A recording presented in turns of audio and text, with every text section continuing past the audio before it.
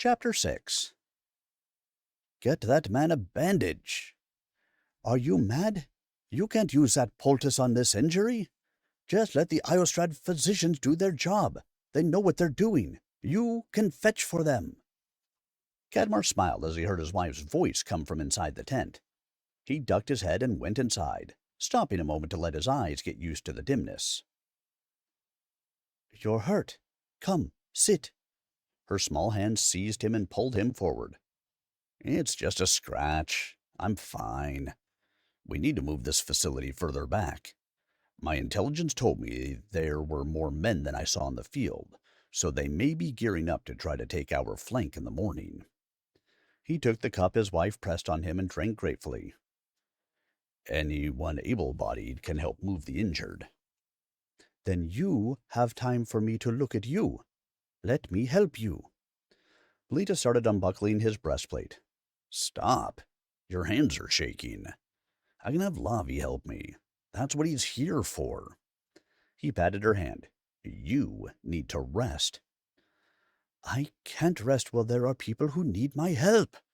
She gasped and put her hand over her mouth when she saw the large red area. You said you weren't badly hurt. Cadmar lifted his arm and looked at his chest. This is just a bruise. I'm fine. A soft grunt escaped his lips when her fingers probed it. That doesn't sound like you're fine. Lavi, help him take off the rest. I will be back with supplies after I'm done examining the one that just came in. She pushed her hair out of her eyes and sped across the tent. His eyes met those of his young squire and smiled. I think we better do as she says, or we will be in trouble. Lavi looked at him with round eyes.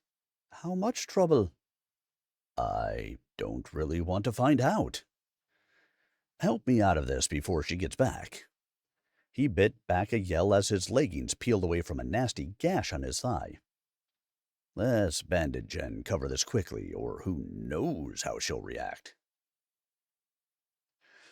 They wrapped the gaping wound, and Cadmar hastily threw a blanket over his lap as he saw her coming towards him. Please don't move too much. We're going to put this on to help hasten the healing, then wrap the bandage around it to support it. Melita looked down at the blanket and narrowed her eyes. What are you hiding from me? Not a thing. I took off my armor, but don't have anything else to cover myself with. Cadmar tried to give her an innocent look. You have a delicate touch. I hardly felt anything as you were examining me. Don't praise me yet. She started winding the strip of cloth around his ribs tightly. I'm a bit depleted, so my energy won't be able to take away all your pain. He looked at her earnest face as she worked on him and reached out to touch her cheek. Am I hurting you? Her gold eyes looked at him with worry. No. I was just wiping off a smudge. Thank you for patching me up. He made to get up, but his leg gave out from under him, and he sat back down.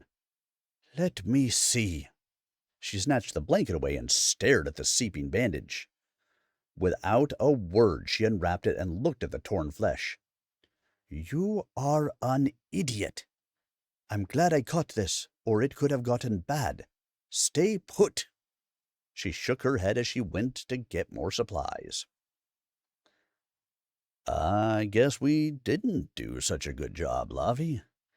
Would you please find some clothing for me? He winced but realized he was breathing easier. She called you an idiot.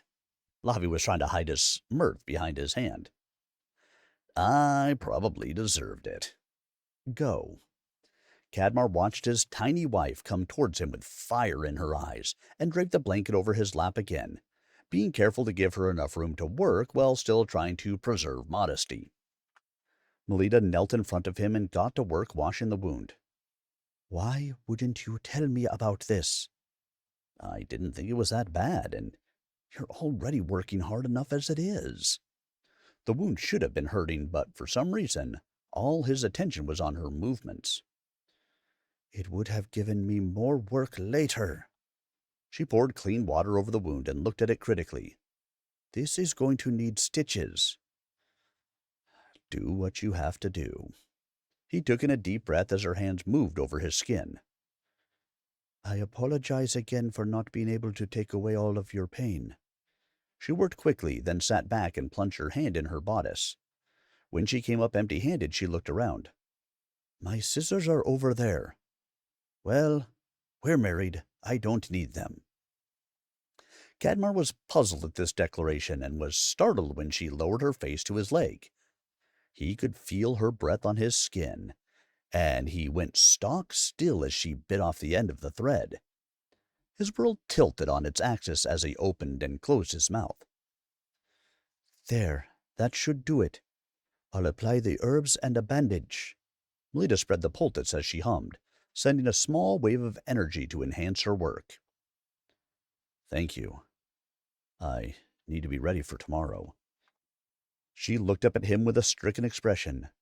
I can still give myself up. I don't want to see you hurt more because of me.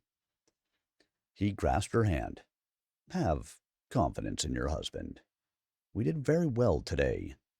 There are worse pains than these. Her eyes held a myriad of emotions as she got closer to him. He was entranced and moved without thinking. Your Highness, we have reports. A soldier stopped in front of him and saluted. Cadmar sighed and pulled back. What is it? He watched out of the corner of his eye as Melita hastily gathered the supplies. You were right about them keeping some force in reserve. Our contingency plan is in place, and reinforcements are due any hour. Good to know. Keep me aware of any updates. He turned back to Melita, but she was already patching up another soldier. His fist clenched as he watched the young man smile at her. In his head, he knew that there was nothing between them, but the uncomfortable feeling wouldn't go away. Here you go. Lavi presented him with a set of clothes. Thank you. He slid on the pants, then stood to finish the process. Cadmar was startled when he felt a warm body next to his. Honestly, you should be sitting down. At least lean on me while you do that. His wife had her arm around his waist as she propped him up. I don't. He stopped abruptly. Thank you. That helps. He sagged a little after he laced up the waist, enjoying the feel of her against him. Rest. We're getting everyone ready to move. Melita pushed him down gently onto the cot. I may rest better if you sat beside me for a moment. My arm feels weak. I may need help to drink. He ducked his head to avoid her eyes. I can help with that. Lavi sat beside him. No. I need you to make sure things are going well with transferring the worst patients. Check on that, then report back. He looked at Melita and held out his hand. Please, sit. I feel tired suddenly. Melita settled herself next to him. You just fought a battle and had some wounds. I'm surprised you're not asleep like the rest. She gestured around the now quiet tent. It looks like everyone has been taken care of. He's put his arm around her shoulder and brought her closer. You did well. I'm proud of you. Thank you. I mostly just stayed out of your physician's way and helped where I could. She blushed and gave him a small smile. The wagons are ready. Lavi gave them a small bow. They're waiting for you in the first one. No. Tell the men to get the ones who need the most care first, as well as the physicians. I'll go last. As the leader, it is my duty. He turned to Melita. You should go. Like hell I will. You'll need someone here in case you open your wounds, or someone else needs healing. I will leave when you do. She stood and patted his shoulder. I'll make some tea while we wait. You heard the lady, Lavi. Get on the transport. That is an order. Lavi looked at him unhappily. If that is what you wish. Melita came back with a steaming mug and sat beside him. I added some extra herbs to help speed up healing. Think you can drink it by yourself, or do you need me to help? I may be able to handle it. This won't put me to sleep, will it? He took a careful sip. Not at all. I wouldn't do that to you, tempting as it may be on occasion. She grabbed his mug and took a drink. This turned out better than I thought. You gave me a drink without knowing what it would taste like? He drank more of it as he looked at her. It doesn't matter what it tastes like as long as it gets the job done. But I did add a liberal amount of warming spices since I know you like them, and it should cover any bitterness. She took the mug and drank again. At least we won't be so fatigued tomorrow. Here, drink. The events of the day finally hit him, and he yawned. You should lie down. I'll wake you when it's your turn. She got up and fussed with the blankets. Will you stay next to me? He settled down and looked at her. The reddish light coming from the setting sun enveloped her and gave her the appearance of a divine fire. He couldn't see her face, but somehow he knew she was smiling. Of course. I'm always by your side. The cot shifted and he could feel her warmth next to him. When I've won this battle, we should think about... His eyes started drifting shut. Think about what? He tried speaking again, but sleep overtook him. A light touch on his shoulder startled him awake. Cadmar. Melita's quiet whisper had him instantly alert. What is it? He opened his eyes a crack to see what was wrong. Most of the soldiers are gone, but I hear too many people trying to be quiet. I know they can see me moving about, but don't really know how many of you there are. He felt her touch his arm, then she pressed the hilt of his shamsheer in his hand.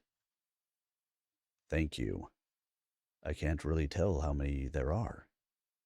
Do you want help putting on your breastplate? Her breath ghosted over him. No, there's no time, and I want to catch them by surprise. They probably think we're all asleep. Hand me the shield, then wake any others. Here it is. I'll be back. Cadmar felt her slip away as he strapped on his shield. The soldiers around him stirred slightly as Melita moved about, snuffing out some lights.